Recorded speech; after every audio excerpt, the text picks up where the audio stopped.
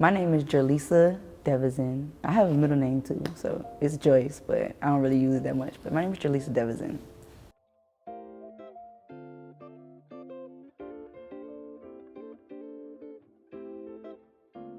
My name is Nitashia Johnson, and I'm a multimedia artist, and that consists of my graphic design, video, photography, and visual artwork.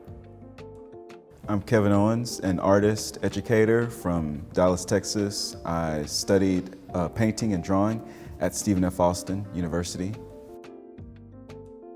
I am from New Orleans, Louisiana, Lower Ninth Ward, and I went to high school at the illustrious McDonald 35. I'm just playing, that's what we say because it's like a high school, rivalry. But I went to high school at McDonald 35. Well, that's where I ended my high school career at. And I started doing art. And then I went to undergrad in New Orleans too. I went to Dillard University. It was a studio art program, HBCU. Shout out to my HBCUs. Dillard was a super small program. It was already like a black school, so it didn't have it was private and everything. So we didn't have that much funding, especially in the art department. So it was literally a chair and 2 adjunct professors that ran the whole department. And so it was an open studio program, so we did everything. And so literally it was like 1 hour you doing ceramics, the next hour you doing sculpture, then you go and do printmaking the next day. And so it was so on and so forth like that. But outside of that, we, instead of learning like traditional Western art history, I learned African art history. And so on top of me taking African art history classes and African world studies classes, which is Africana studies, studying the diaspora and everything, it kind of just started to inform itself in my work. The first memory I had was in West Dallas, and from there, lots of things were going on throughout my youth, and I met a lot of good people, a lot of bad people, but there were good people who really set out to guide me down the right path and help me with my creative career. So what got me interested in making was, seriously, even though my mom wasn't in my life consistently, she actually came one day when I was very young and picked up me and another sibling to hit the town, right? So we were on public transportation and I saw her doodling. She was drawing the back of people's heads on the bus. And I was really inspired by that and I really loved it. So after that moment on, I started to create. And that seed was planted in me, and I feel like everyone else that came after really just watered that seed for me. Growing up, I was always making things, being creative. It wasn't until high school, I went to Booker T. Washington High School, but I went for theater as well as Griner. I went there for theater as well. And it was there that I got the behind the scenes, the scenic design, the scenic painting, the prop making, all the aspects of theater that really create a mood is what sort of, in my mind, like a light bulb went off and I was just like, okay, I'm much more interested in the making, the creating, the atmosphere of making something versus the performance aspect. And so that's really what made me decide, okay, I think I better go to art school. And I would say that my work is self-portrait, kind of narrative based in a sense. I make from my experience. I realized I've tried to make from other people's experiences, and it didn't sit well with me. It didn't feel right. It didn't feel natural. So now outside of me always inserting my body in it, I kind of give you fragments. So I'm always making amendments. I'm fragment like these 2 pieces, they're kind of like fragments. They're like fragmented heads almost in a sense. I speak in fragments sometimes. So I feel that's authentic to me. And it's just even realizing those subtle things, when you look at your work and you don't realize it when you make it, but you realize it when you look at it, and it's oh, okay, that's that. I see that. This one, GTF. So this actually came from a conversation when I moved out here in 2017. I had a conversation with someone who just was loved the way I can style my hair because I have locks, and I guess the texture and kind of just wasn't trying to like wasn't trying to exploit my hair. Like I felt like she was coming from a genuine place. So I know she was coming from a genuine place, but it was just like, you know, almost saying like, I wish I could make your hair a texture study in my class, you know, and I sat with that for a minute and I just laughed and I shook it off because I'm just like, ha ha ha, you know. But it became this thing, this conversation, because then right after that, it was just like multiple conversations about like, oh, don't touch my hair, you know, this is my, like, you know, people just really being rude and just saying, oh, I love your hair, and not even thinking twice about that was rude, you know. And so it just made me think of like, what if somebody went to touch my hair and like they actually like they got stuck by it, you know, or got stung by it. So this is ceramics. So it's ceramic wire and nails, and I say cankalon hair because that's just the way my accent works, but Kanekalon hair. So the piece behind me is titled I'm In, and I really love it so much. It's a piece that represents Mother Earth and how grateful we should be for living on this planet and for all that it gives to us. It's also a representation of the Black male form and how gentle it is and how they deal with so much in this society, seriously. So I wanted to examine the idea of, you know, a Black male and how he moves through this world, but also his connection with Mother Earth and how thankful we all should be that it exists. So the Beauty of South Dallas is a project that I really love, and it was created under the Juanita Craft House residency, which is supported by the South Dallas Cultural Center. And South Dallas is a place where I met a very amazing art teacher, you know, that art teacher that helped me get into Booker T, and it holds a special place in my heart. So being able to work on this massive photographic project, The Beauty of South Dallas, capturing the now before the future, is very important to so many people because things are changing. And I went out into the community and I met so many amazing people who really love living in South Dallas. They love their lives there. They love the culture. They love the smiles. They love the sun. And I was very honored to work with them, you know, coming back into that space, being let in and just building these really great bonds. I was very honored to do that. At the same time, I was very fascinated with the buildings and documenting the history of the land because it's important to do that. I mean, I fear that development can sometimes push people out and that forms into gentrification.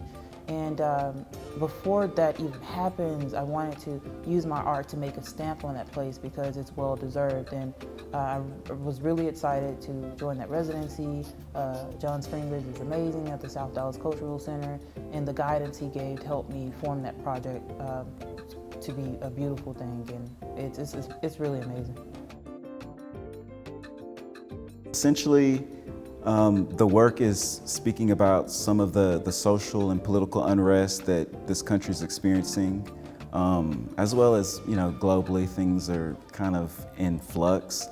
And so my thinking was, how can I, you know, speak about those things that, you know, my own family has experienced, but still, you know, make it broad.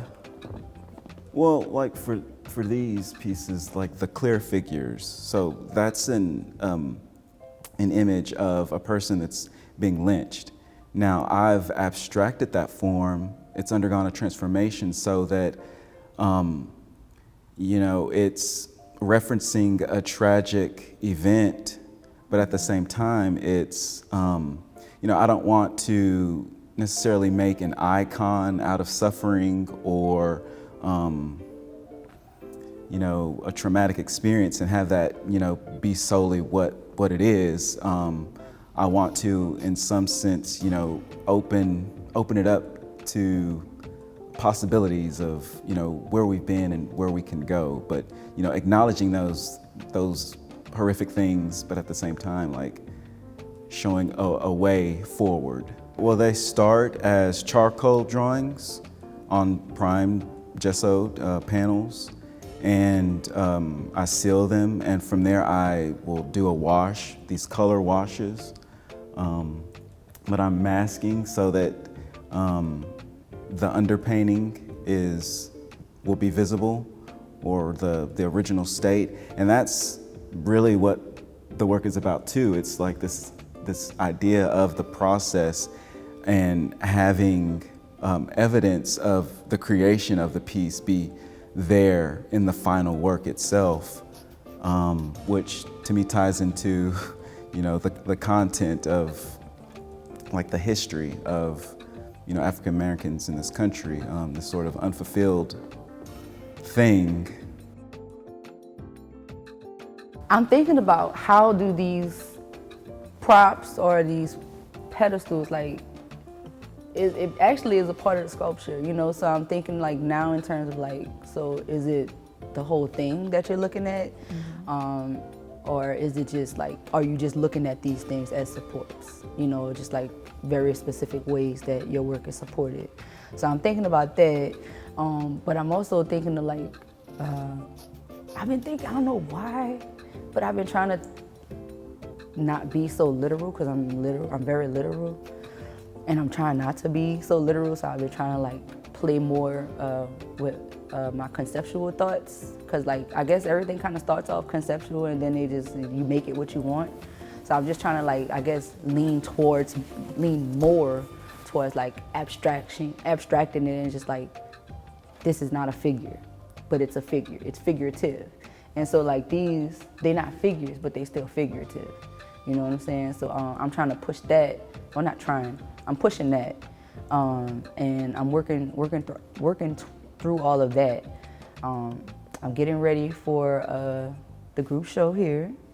I'm also getting ready for a huge install with the National Public coming up in later May. And with that, once again, I'm still working with like very specific ways of propping up work and form, and really thinking more about like taking up space and what does it look like to hold space and take up space. So currently in my future, I plan to really start up the SMART project, because I love helping the youth, and I really want to help the young teenage kids like really dive into their creativity, to spread it around the world, and so that they can be the next generation of artists who really, really care about the planet and can save it, because we need love and art to really do that job.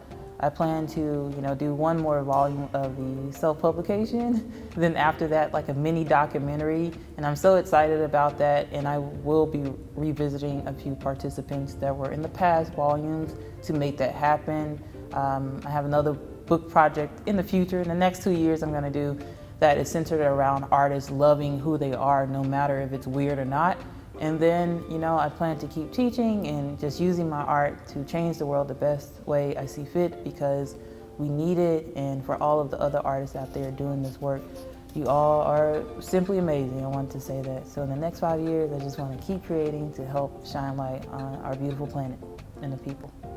I'm just abstracting those forms, and so they do kind of, I don't know, they're very playful, but what they reference is not, so it's kind of disarming, I think. But again, that's the idea.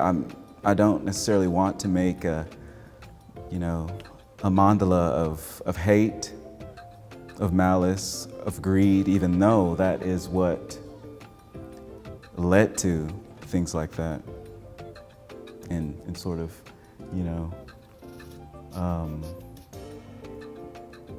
bringing all of those, acknowledging all of those things that are inside all of us and reconciling those things, right? And that's what, again, the charcoal, that transformation that can occur, it has so many possibilities to